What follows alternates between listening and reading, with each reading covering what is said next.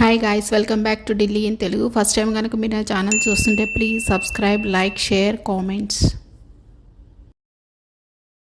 ఉత్తరాది వాళ్ళు శ్రావణ మాసంలో చేసుకునే కన్వర యాత్ర గురించి ఇప్పుడు మనం తెలుసుకుందామండి.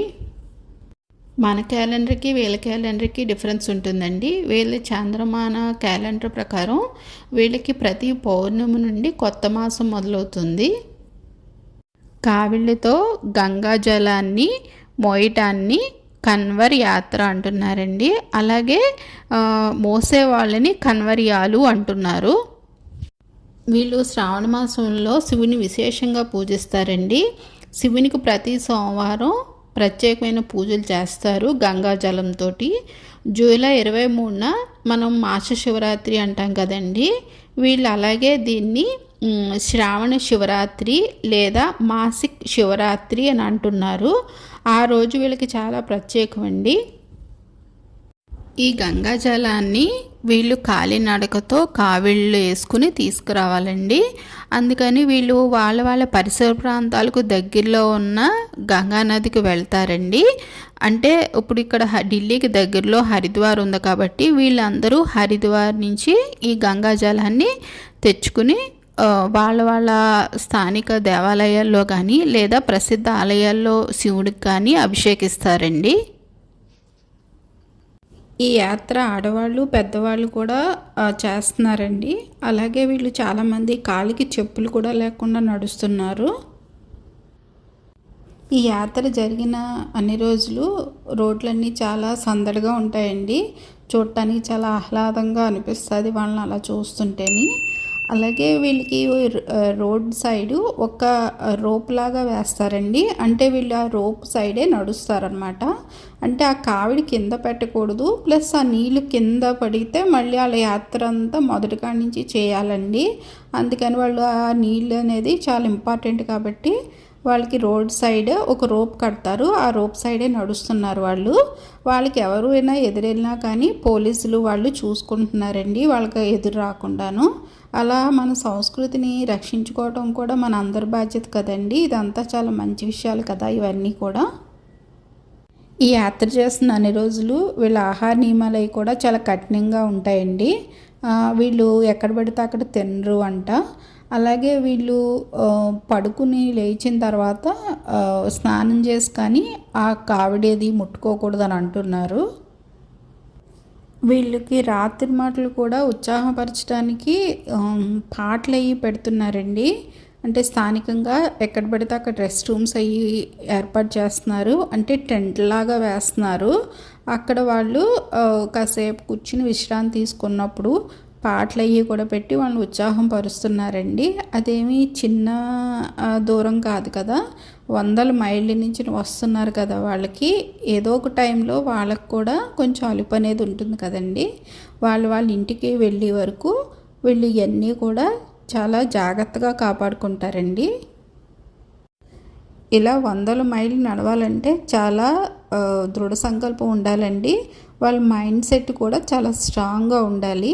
ఈ జూలై 23న వాళ్ళు ఉపవాసం మొదలుపెట్టి మాస శివరాత్రి రోజున 24న మన శివరాత్రిలాగా చేసుకుంటారంట.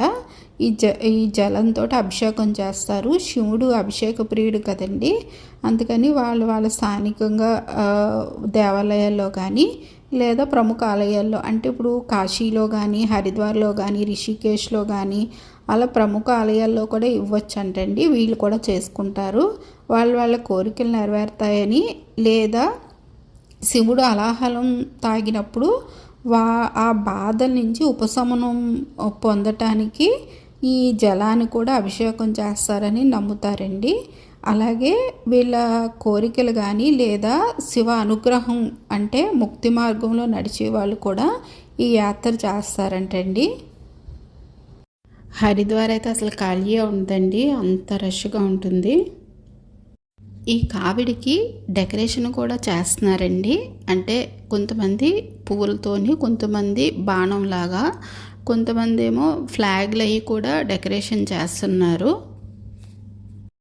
ఎక్కడైనా కుండ భూమి మీద పెడితే ఆ యాత్ర అసంపూర్ణం అంటండి. మళ్ళీ మొదటగా నుంచి చేయాలంట. అందుకు ఆ కుండ కింద అనేది వాళ్ళు పెట్టడం లేదు. ఏదైనా చెట్టు కొమ్మకు కానీ లేదా ఎక్కడైనా రెస్ట్ రూమ్స్ ఉన్నా కాడ అక్కడ వాళ్ళు ఎదురుకర్రలు కానీ లేకపోతే ఒక రాడ్ లాగా వేస్తున్నారు. దానికి ఇది వాళ్ళు తగిలిస్తున్నారు. ఆ కర్ర ఆ వాటర్ అనేది కింద అయితే పెట్టకూడదంట.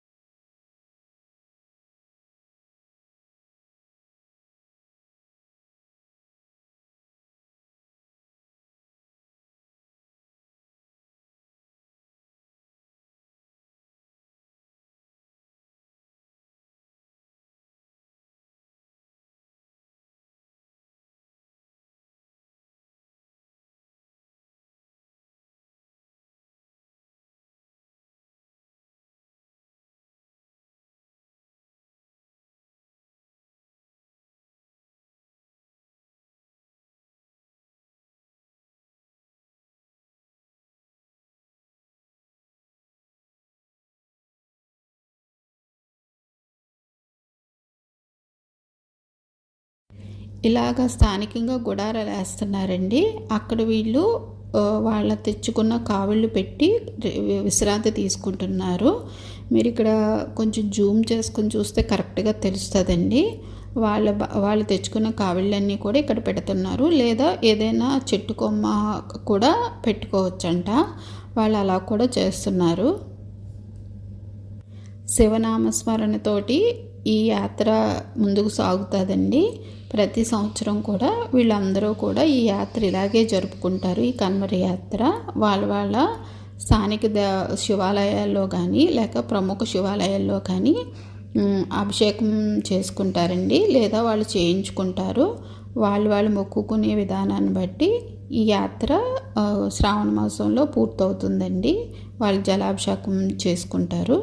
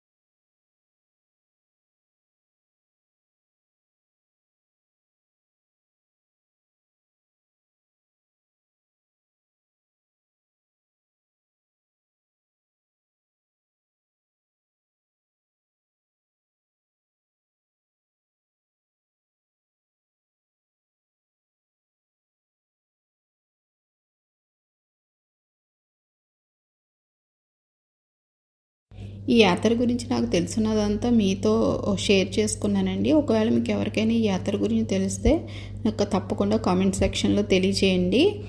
మీకు కనుక ఈ వీడియో నచ్చినట్లయితే please subscribe, like, share, comments. Thank you. Take care.